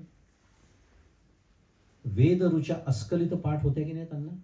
आहे की नाही? या चरित्रात प्रसंग आलेला आहे की नाही? महाराज उठून बसले का नाही? त्यांचं स्वर चुकल्यानंतर वेद पठण करणारे होते का नाही? ते उदात्त, अनुदात्त आणि स्वरित 3 प्रकारचे उच्चार असतात वेदांचं पठण करताना. महाराज झोपले होते, वर्णन आहे ना अध्यायामध्ये, वाचलेलं आहे आपण. जसा त्यांचं ते चुकलं, महाराज उठून बसले आणि त्यांची चूक दुरुस्त करून दिली. महाराजांच्या बहुतांश लीला ज्या वेड पांघरलं महाराजांनी, कारण महाराजांना काही गोष्टी लपवायच्या होत्या म्हणून, पण महाराज वेद संपन्न होते, शब्दज्ञाने पारंगत होते, ब्रह्मानंदे सदा डुल्ल तू होतेच. म्हणजे परोक्ष ज्ञानही होतं, अपरोक्ष ज्ञानही होतं. आणि म्हणून त्यांनी म्हटलंय अस्ति भाती प्रिया ठाई, नामरूप माया, अस्ति भाती प्रिय सत चित आनंद. अस्ति भाती प्रिय शब्द वाचून जातो आपण त्या पारायणामध्ये, पण आपल्याला समजत नाही अस्ति भाती प्रिय म्हणजे काय. अस्ति भाती प्रिय रूपम, अस्ति भाती प्रियम रूपम नाम चैत्यांश पंचकम. मला वाटतं हा पंचदशीतला श्लोक आहे बहुतेक. आद्यत्रय ब्रह्मरूपम जगद्रूपम ततोद्वयम असं म्हटलेलं आहे. कठीण झालं, संस्कृत आहे, सोप्या भाषेत बोलूया. अस्ति भाती प्रिय. थोडंसं तुम्हाला जागा करतो. तुम्ही आहात का? म्हणजे इथे आहात ना? फिजिकली आहातच, कारण दारबीर लावून घ्या, कुलूप करून. मेंटली आहात का? असा शुद्ध मराठीत प्रश्न होता माझा. विनोद बाजूला ठेवू, थोडंसं जागा करण्यासाठी विनोद केला. अस्ति म्हणजे असणे. आपण सर्वजण आहोत, त्याच्याबद्दल आपल्याला कोणालाही शंका नाही. हे जग आहे, मी आहे, जमलं सगळं. भाती, भाती म्हणजे ज्ञान होणं. आता मी काहीतरी बोलतोय आणि तुम्हाला कळत आहे, म्हणजे अशी माझी श्रद्धा आहे, त्याला म्हणायचं भाती. ज्ञान होणं, कळणं. आणि प्रिय, वेदांतशास्त्र बघा कसं विचार करतं. या इतक्या फंडामेंटल गोष्टी आहेत आपल्या अस्तित्वाच्या. अस्ति, भाती आणि प्रिय. प्रिय याचा अर्थ समजतो आपल्याला. प्रिय म्हणजे प्रिय, एखादी गोष्ट मला प्रिय आहे. आता सर्वच गोष्टी मला प्रिय असतात. तुम्ही म्हणाल असं कसं बोलता, मला सासूबाई आहेत. मग वेदांतशास्त्र म्हणतं काही बिघडत नाही, त्या नसून प्रिय आहेत. बरोबर आहेत ना? पण त्या प्रियच आहेत. मुद्दा असा, मला एखादी गोष्ट असून प्रिय असते किंवा एखादी गोष्ट नसून प्रिय असते, पण प्रियच असते. म्हणून अस्ति, भाती आणि प्रिय ह्या मूलभूत प्रेरणा आहे. याचं पुन्हा वर्णन करायला आता माझ्याकडे वेळ नाही. पण ह्या प्रेरणा जिथून येतात, तो जो उगम आहे, तो उगम सच्चित आनंद आहे. आपल्या सर्वांचं जे मूळ स्वरूप आहे ते सत आहे, ते चित आहे, ते आनंद आहे. आणि म्हणून तर या प्रेरणा आपल्या सर्वांना आहेत. त्या लहान बाळाला सुद्धा आहे. परवा मी एका प्रवचनात ते स्पष्टीकरण दिलं होतं, आता वेळ नाही आपल्याकडे. असा त्याचा अर्थ आहे. आणि अस्तिभाती प्रियम रूपम नाम चेत्यंश पंचकम आद्यत्रय ब्रह्मरूपम. हे जे पहिले 3 आहेत ना, ते ब्रह्मरूप आहे. आणि जगद रूपम तत्वद्वयम. तत्वद्वयम म्हणजे जे पुढचे 2 आहेत. कोणते पुढचे 2? नाम आणि रूप. आपल्या सगळ्यांना नाम पण आहे, आपल्या सगळ्यांना रूप पण आहे. आपण सर्वजण वेदांताच्या दृष्टीने रूपवान आहोत. कसं वाटलं ऐकायला? छान वाटलं. कारण आपल्याला रूपवान आणि रूपवती हे शब्द माहिती असतात. त्याचा काही संबंध नाही. माझे सद्गुरू एक्स्ट्रीम एक्झाम्पल देतात. पाणघोडा सुद्धा रूपवान आहे. असं म्हणलं की आपण एकदम जमिनी, आपलं विमान लँड होतं जमिनीवर. पाणघोडा सगळ्यात ओंगळवाणा प्राणी, तोही रूपवानच आहे वेदांताच्या दृष्टीने. कारण त्याला रूप आहे म्हणजे आकार आहे. थोडक्यात आपल्याला सर्वांना नाम आणि रूप आहे. पण नाम आणि रूप हे मायेच्या प्रांतातले आहेत. ते संपणार आहे. एक दिवस ते संपणार आहे. शुद्ध मराठीत पेरिशेबल. पण सच्चित आनंद हे कधीही न संपणारं तत्व आहे. मग आपली धडपड कशासाठी सुरू आहे? मी कधीच संपू नये. मृत्यूची भीती का वाटते? कारण असं वाटतं की मृत्यू आला की मी संपणार. कारण मी देह आहे असं वाटतं. मग देह तर संपतोच, तो तर इथे संपवला जातो आपल्या डोळ्यासमोर. इतरांचे संपलेले आपण पाहतोच. त्यामुळे मी देह आहे असं जोपर्यंत वाटतं, तोपर्यंत मृत्यूची भीती जाणारच नाही. उलटं करून घ्यायचं. मृत्यूची भीती वाटत असेल तर मी देह आहे असं मला वाटतं. संपला विषय. त्या दुसऱ्या अध्यायामध्ये याचा उल्लेख आलेला आहे. पुढे 4थ्या अध्यायामध्ये मी जातो. त्याच्यामध्ये चिंचोलीचा माधव, अनेक कथा येतात. त्यातल्या चिंचोलीच्या माधवाची कथा आली. तरुणपणी त्याचं वर्णन केलं. ज्यांनी नाही हा ग्रंथ वाचलाय तर थोडक्यात सांगून टाकतो. तरुणपणी अत्यंत आसक्त असलेला हा माधव. म्हणजे त्यात एक ओवी अशी येते की संसार म्हणजेच ब्रह्म असं मानणारा. म्हणजे थोडक्यात आपलंच वर्णन त्याच्यामध्ये. माधवाचं नाव त्याच्या नावाने कशाला बिलं फाडायची? माझंच वर्णन आहे असं समजायचं. त्यामुळे हा तरुणपणी संसार हेच ब्रह्म सत्य मानणारा, शेवटी कांता पुत्र नाही, शेवटी अनुताप होतो. आणि काय होतं? महाराजांनी म्हटलं की तुला आयुष्य वाढून हवंय का? सामर्थ्य आहे महाराजांकडे. कारण ते कर्तुम अकर्तुम अन्यथा कर्तुम शक्ती आहे. ते लीला, किती लीला आहेत महाराजांच्या अशा.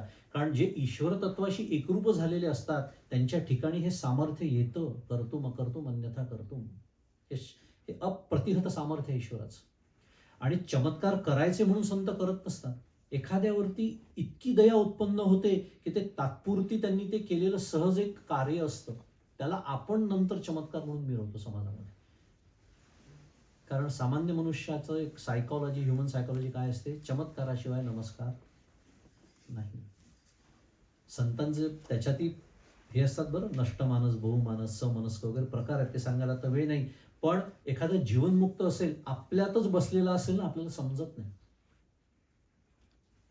नाही समजत आपल्याला. आणि म्हणून संत ओळखण्यासाठी संतच व्हावं लागतं. निदान त्यांच्या सहवासात राहावं लागतं. कारण संत झाले म्हणजे काही वेगळं काही झाले का? शिंग फुटले का त्यांना? का कपाळावर असं लिहिल्या जातं संत आहात तुम्ही म्हणून? नाही. बरं, भगवे कपडे घातले म्हणून संत होतो का? नाही. अनेक भगवे कपडे घातलेल्यांचं काय चाललेलं आपल्याला माहिती आहे.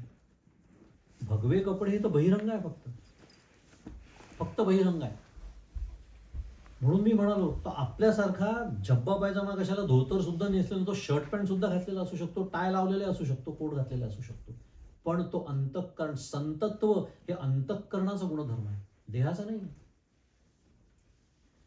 ओळखता आलं पाहिजे. त्यामुळे महाराजांनी विचारलं आयुष्य वाढवू का, तेव्हा अशाश्वताचे पोषण केले शाश्वत विसरून त्या कर्माची तुझं लागून फळे भोगणे भाग असे महाराज त्याला म्हणतात. ती फळे भोगल्या विना सुटका तुझी होईना. देह हा टाकून हट्टीपणा विवेक काही करी मनी. पुढे म्हटलंय श्रीमन नारायण नारायण ऐसेच माधवा करी भजन. जवळ आले तुझे मरण आता गाफील राहू नको. त्यावर माधव म्हणतो, माधव म्हणे गुरुराया नको मला आयुष्य सदया. एकेकाळी प्रपंच म्हणजे ब्रह्म मानणारा हा माधव महाराज तयार आहेत आयुष्य वाढवून द्यायला. तो म्हणतो आता नको. याला म्हणतात अनासक्ती. त्याचं कारण आहे, जरी तुम्ही मला आयुष्य वाढवून दिलं आणि नाही दिलं तरी पुढचा जन्म जर मला असेल तरी पुन्हा हेच भोग आहेत माझ्या नशिबी. कारण असणारच आहे, कमी अधिक प्रमाणात दुःख आपल्या सर्वांच्या जीवनात आहेच. पुढचा जन्म आला तरी दुःख ठेवलेलीच आहे. माध्यम वेगळी असतील, आई वडील वेगळे असतील, दुःख देणारी माध्यम ज्याला आज मला समजा मला एखाद्या माझ्या बॉसच्या माध्यमातून दुःख प्राप्त होतं, पुढच्या जन्म सासूच्या होईल, सासऱ्याच्या होईल, नवऱ्याच्या होईल, बायकोच्या होईल. माध्यम बदलली प्रारब्धाची फक्त. त्यामुळे तो म्हणतो ओखटी ही प्रपंच माया त्यात पुन्हा गोवू नका. तथास्तु ऐसे महाराज बदले तू जे मागसी ते मी दिले. आता तुला नाही उरले जन्मास येणे भूमीवर. केवढा मोठा आशीर्वाद आहे.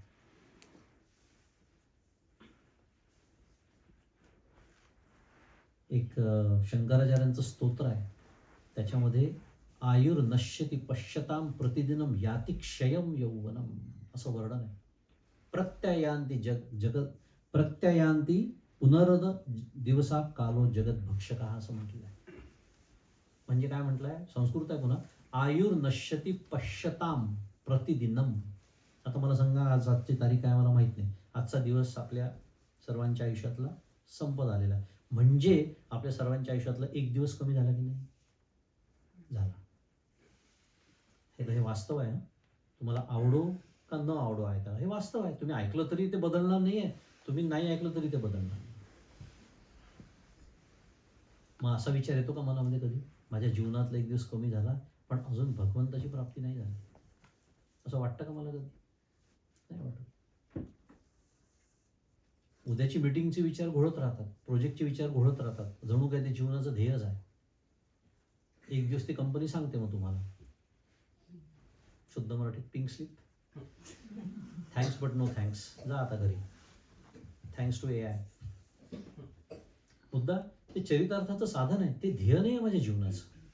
Don't get married to your job म्हणतात, for the very same reason. So आयुष्यातला दिवस कमी होतोय पण मला अजून खरं वैराग्य प्राप्त व्हायलाच तयार नाही, माझी देहासक्ती अजून कमी व्हायलाच तयार नाही. आणि मनाच्या श्लोकामध्ये समर्थांनी सांगितलंय, किंवा एका वाक्यात जर कोणी म्हटलं ना हो परमार्थ म्हणजे काय, किंवा साधना म्हणजे काय, मला एका वाक्यात सांगा. बाकी पसारा खूप आहे साधनेचा, मान्य. एका वाक्यात जर साधना म्हणजे काय सांगायचं जर असेल ना, देहबुद्धी ते आत्मबुद्धी करावी. संपली साधना, संपली. याचं कारण आहे, साधनेचे खूप प्रकार आहेत, साधनेचे खूप पैलू आहेत, साधनेचे खूप टप्पे आहेत, पण या सगळ्याचा अंतिम कशात परिणती असेल तर देहबुद्धी आत्मबुद्धी करावी. कारण देहबुद्धीचा निश्चय ज्या ढळेना तया ज्ञान कल्पांत काळी कळेना. समर्थांनी सांगून ठेवलाय, परमनंट सांगून ठेवलाय शुद्ध मराठीत. काय या जन्मात किंवा या वर्षी, पुढच्या वर्षी, बरं माझा मृत्यू झाल्यावर बरं जाऊ द्या, पुढच्या 10 जन्मांनी कल्पांत काळी कळेल. कारण देहबुद्धी तुमची संपतच नाही. हे शिकतोय बरं आपण, गजानन विजय सुरू आहे. देहबुद्धी माझी घट्ट ठेवून मी आयुष्यभर गजानन विजयाचं पारायण जरी केलं, it is not going to move the needle. वाईट वाटेल थोडं ऐकायला, पण हे वास्तव आहे. हे मी तुम्हाला नाही सांगत आहे, मी मला स्वतःला सांगतोय. मग गजानन विजय हे इथे ग्रंथ आहे म्हणून नाही, दासबोध असू द्या, ज्ञानेश्वरी असू द्या, काही असू द्या, भगवद्गीता असू द्या, उपनिषद असू द्या. पंडित तयार होईल एखाद्या वेळेस, मला एखाद्या ठिकाणी जाऊन प्रवचन पण करता येते, लोकही म्हणतील वा वा काय छान बोलतात. पण माझी देहबुद्धी जर एक तसूभरी कमी झाली नसेल तर मी परमार्थाच्या परीक्षेत 0 मार्कांनी पास आहे म्हणजे नापास आहे, हे सांगणं चाललंय. पुढे जाऊया. वेळेचं भान, शेवटचाच मुद्दा घेतो मग आता. खरं पुष्कळ काही सांगण्यासारखं आहे, पण शेवटचा मुद्दा घेतो आणि थांबतो. खरं त्या लोभी आणि दांभिक गोसाव्याची 8व्या अध्यायातली कथा, त्याच्यातूनही आपल्याला काय शिकायचं आहे तेही मला सांगायचं होतं, पण आता वेळ नाही. पण आता शेवटचा मुद्दा वेळेच्या मर्यादेमध्ये, कारण 1 तास होऊन गेलेला आहे. अध्याय 9. संदर्भ आहे गोविंदबुवा टाकळीकरांचा अत्यंत वाढ घोडा असतो. रात्री महाराज तिथे जाऊन झोपतात. ही सगळी कथा ज्यांना माहिती आहे त्यांना माहिती आहे, कथा सांगायला पुन्हा वेळ नाही. पण याचं वर्णन करताना दासगणू महाराजांनी एक अतिशय महत्वाचा मुद्दा आपल्यासमोर ठेवला. कोणता? ऐकूया. मुखे भजन चालले होते. महाराज तेव्हा जाऊन जेव्हा झोपले त्या घोड्याच्या 4 पायांमध्ये, तो अत्यंत भयानक त्या घोड्याचं सगळं वर्णन आहे, आणि तो शांत झाला होता. तेव्हा मुखे भजन चालले होते, गणिगण गणात बोते. या सांकेतिक भजनाते जाणण्या कोण समर्थ हो, त्या सूत्ररूप भजनाचा अर्थ ऐसा वाटतो साचा. काय अर्थ मला वाटतो असं दासगणू महाराज म्हणतात आहे की गणी या शब्दाचा अर्थ मोजी हाच असे. जीवात्मा म्हणजे गण, तो ब्रह्माहून नाही भिन्न, हे सुचवावया कारण गणात शब्द असे. बोते हा शब्द देखा अपभ्रंश वाटे निका, बाते बा ते बरं का, ते बाते लिहिलं एकत्र आहे त्यांनी, पण बा ते हा शब्द ऐका तेथे असावा निसंशय. बा या शब्दे करून घेतले पाहिजे मन, ते हे आहे सर्वनाम शब्दाऐवजी आलेले. अरे बा मना, बा शब्द बहुतेक मनाच्या श्लोकांमध्ये पण येतो. बा मना, बा म्हणजे मन असं महाराज म्हणतात आहे. म्हणजे मना समजे नित्य, जीव हा ब्रह्मास सत्य, मानू नको तया प्रत निराळा त्या तोची असे. गिण गिण गिणात बोते, कोणी गणी गण गणात बोते, ऐशी आहेत 2 मते, या भजनाविषयी शेलावी. या होय, हा आपण शेवटचा मुद्दा थोडंसं 1-2 मिनिटं 4 मिनिटं बघूया आणि थांबूया. का बरं? कारण आपण त्याचं अखंड काय करत आहोत? जप करत आहोत. त्यामुळे मला महत्वाचा मुद्दा वाटला. आपण गणगण गणात बोते म्हणतो, बरोबर? या ग्रंथामध्ये गणी गण गणात बोते म्हटलेलं आहे, काही बिघडत नाही. पण म्हणणं काय चाललंय हे मला समजलं पाहिजे. कारण अनेक लोक जे नाही आहेत गजानन महाराज परिवारातले वगैरे, ते विचारतात का हो म्हणजे काय गणगण गणात बोते म्हणजे काय? आता श्रीराम जयराम जय जयराम समजू शकतं, काय थोडंफार तरी समजू शकतं असं वाटतं आपल्याला. पण मला समजलं असं तरी समजतो की नाही मी. पण गणगण गणात बोते मध्ये मलाच काही समजलं नाही असं समजतो, कारण त्या शब्दाला तसा अर्थ नाही आहे, पण अर्थ खूप आहे त्याला, हेच महाराज सांगतात. कारण त्यांनी काय म्हटलं या ओवीमध्ये, पहिली तर व्याख्या दिली आहे काय, जीवात्मा म्हणजे गण. बरोबर? आता आपण थोडासा शांतपणे विचार करू. मी जसं म्हणालो शेवटचा मुद्दा आहे त्यामुळे जागा राहायला हरकत नाही. गणी गण गणात बोते, पुन्हा एकदा शांतपणे विचार करूया.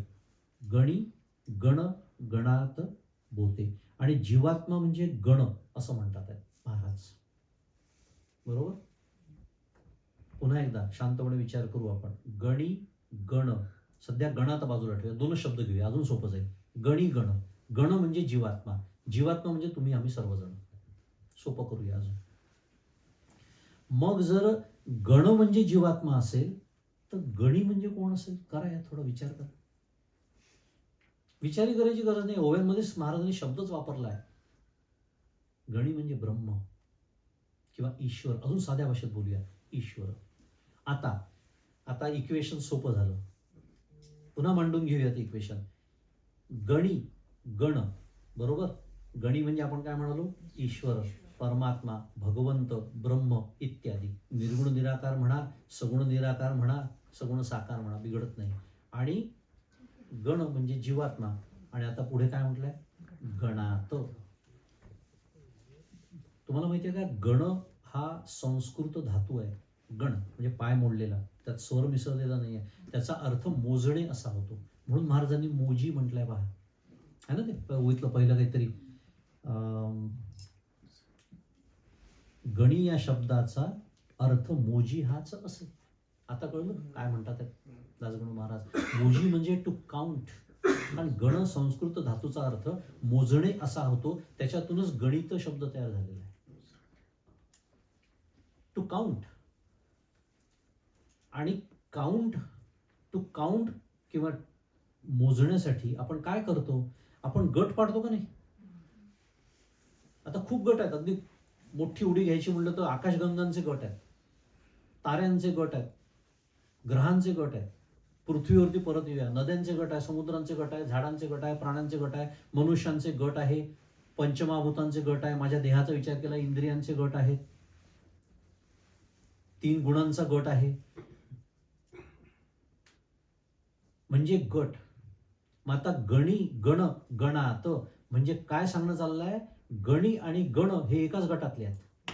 झालं सोपं. आता अजून सोपं करून घेतलं आपण. मी सिम्प्लिफाईड इट इव्हन फर्दर. अजून सिम्प्लिफाय करूया.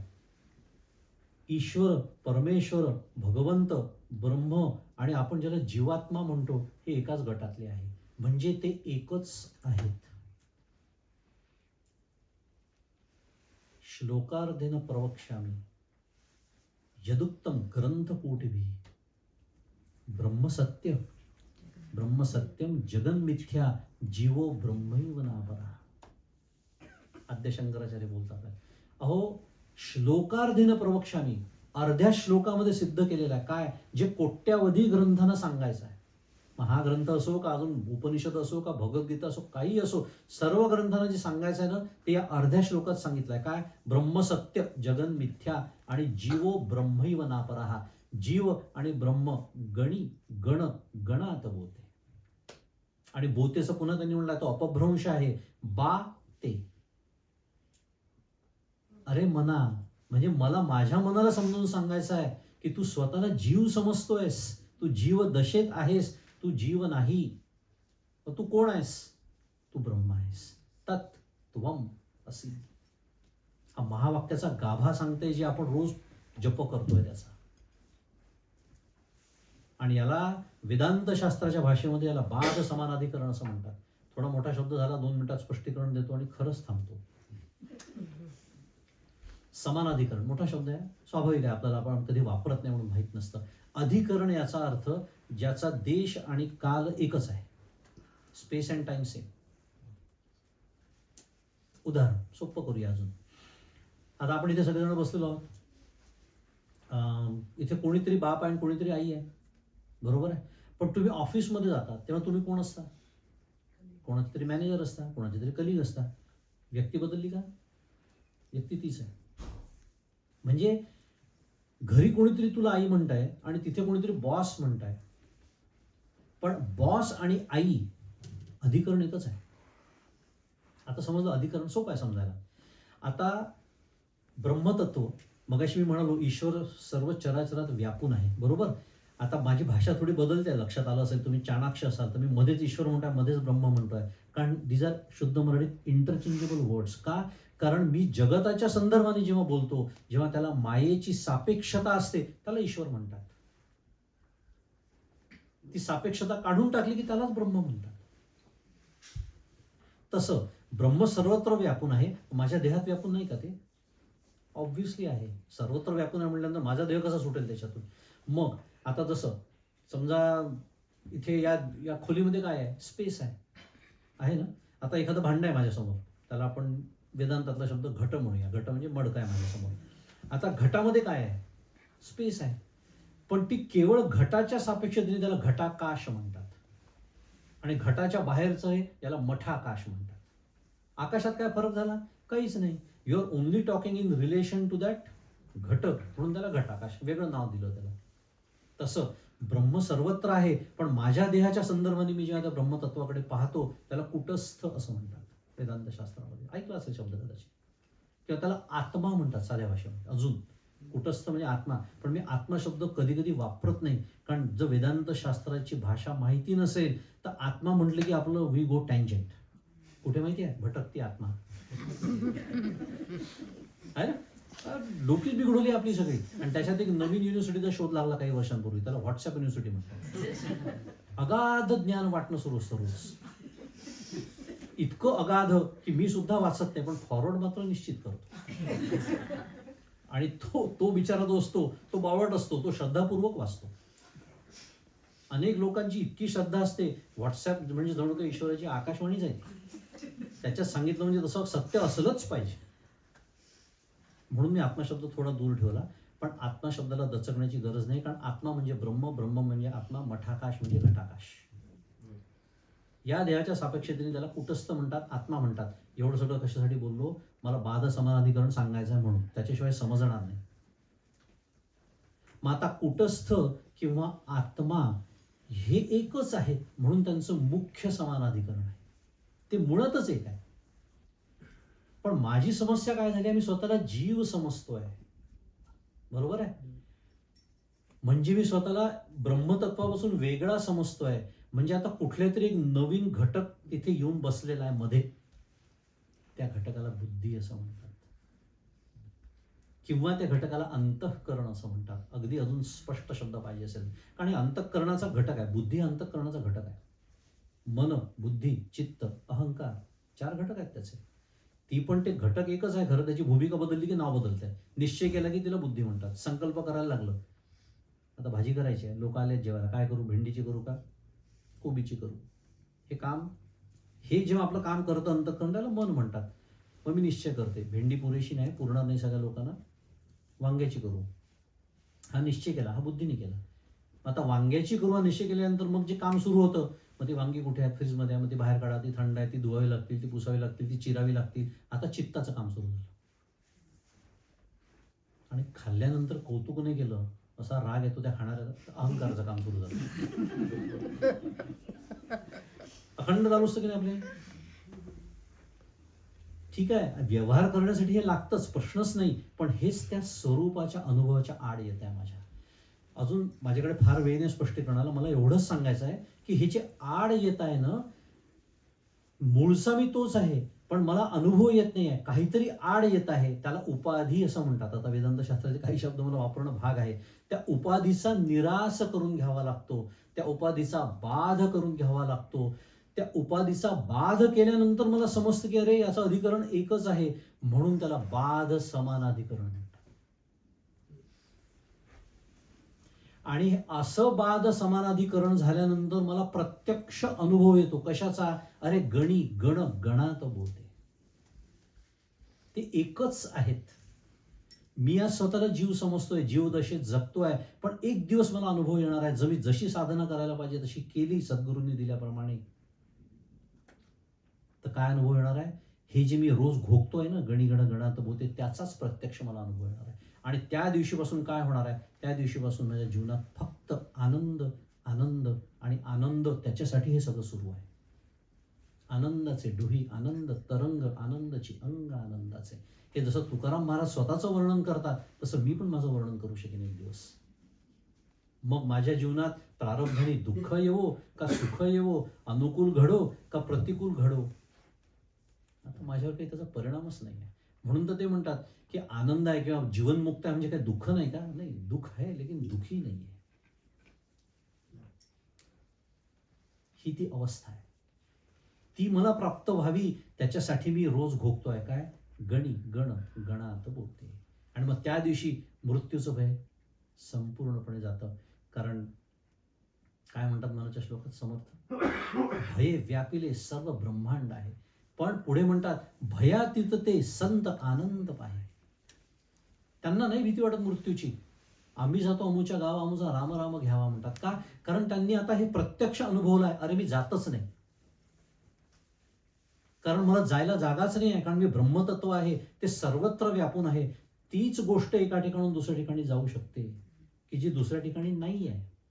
कालच आपण बोललो बहुतेक, रीता ठावया राघवे विण नाही, त्रिभुवन संचली विठ्ठले का, भरला घनदाट हरी दिसे, सत एव सौम्य इदमग्र आसीत. उपनिषद बोलताय, भगवद्गीता बोलताय, संत तेच सांगतात आहे. अरे ते तत्व तुम्ही आहात, इतकं महान, आपण इतके व्यापक आहात. यद भूमातच सुखम अल्पे सुखम नास्ती. मी स्वतःला या देहापुरती मर्यादित समजतोय. आय हॅव कंडिशन मायसेल्फ, म्हणून तर दुःख भोगतोय. अल्पे सुखम नास्ती वेदांतांनी सांगून टाकले. यद भूमा तत् सुखम. भूमा म्हणजे ब्रह्म, आणि ते कसं आहे, ते निरपेक्ष व्यापक आहे. आणि निरपेक्ष व्यापक म्हणजे काय? अरे ते इतकं निरपेक्ष आहे की हे जग एकेकाळी नव्हतं बिफोर बिग बँग, तरीही ते तत्व आहे. आज हे जग निर्माण झालं तरीही ते तत्व आहे. आणि after trillions of years this universe will disappear, तरीही ते तत्व आहेच. मी होतं आणि असेल असं नाही बोललो, कारण होतं आणि असेल ही कालानुरूप झालेली भाषा आहे, ती आपली भाषा आहे. कारण मानवी संकल्पना आहे ही, वर्तमान काळ, भूतकाळ, भविष्यकाळ. तिथे फक्त वर्तमान काळच असतो. फक्त तो क्षण निघून गेला की त्याला मी भूतकाळ म्हणतो आणि येणाऱ्या क्षणाला भविष्यकाळ म्हणतो. आणि मग मला कळतं, मला अथर्वशीर्ष काय सांगतं, तो कालत्रयातीत, ते हे तत्व आहे. आणि ते मी आहे असा अनुभव आल्यानंतर ते जसं आहे तसं मी होतो. मग ते कसं आहे? ते सत आहे. आणि सत म्हणजे त्रिकाला बाधित, जे कधीच नष्ट होत नाही, जे कधीच बदलत नाही, त्याच्यात विकार नाही, तसा मी होतो. म्हणून मृत्यूचं भय निघून जातं. मग मृत्यूचं भय निघून जातं म्हणजे देह पडतो का नाही? तो प्रारब्धाने सुरू राहतो. यात आपल्याला गजानन महाराज दिसलेच नसते, कुठलेच संत आपल्याला जीवनात भेटले नसते जर ब्रह्मज्ञान झाल्यानंतर मृत्यू आला असता तर. जन्म आणि मृत्यू हे प्रारब्धाला धरून असतात, त्यांचे देह सुरू राहतात. रामकृष्ण परमहंसांना गळ्याचा कॅन्सर होतो, कालच बोललो बहुतेक मी. विवेकानंदांना अस्थमा होतो. म्हणजे आपण ज्याला प्रपंचात दुःख म्हणतो ती त्यांच्या जीवनात दिसतात, पण दुःख ओखदासी न भेटे.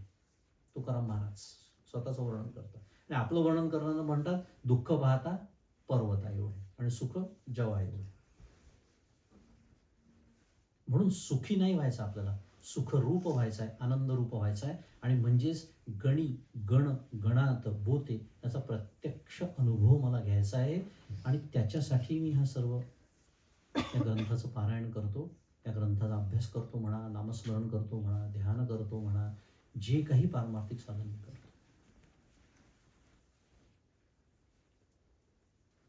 असं या मंत्रामध्ये जे म्हटलेलं आहे ते आपल्या सर्वांना लाभावं अशी सदिच्छा श्री गजानन महाराजांच्या चरणी आणि माझ्या सद्गुरूंच्या चरणी करतो आणि माझ्या वाणीला विराम देतो.